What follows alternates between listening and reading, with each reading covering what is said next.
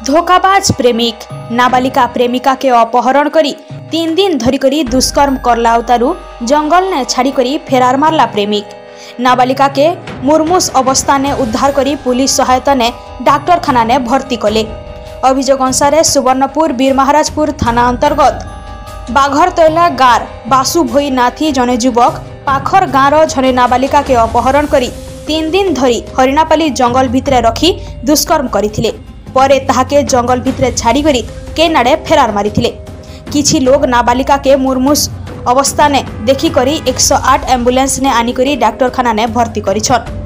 इटा नै करी पीड़ितांकर बुहेन कर अभियोग क्रमे बीरमहाराजपुर थाना ने गुटे मामला रुजु करी पुलिस अतका तदंत करुथबार कहिछन उपखंड पुलिस अधीक्षक। आधार अभियोग रे बीरमहाराजपुर थाना पीएस केस नंबर 125/25 आज रजिस्ट्रेशन है। तांकर अभियोग है जे तांकर सान भौणी गत रविवार दिन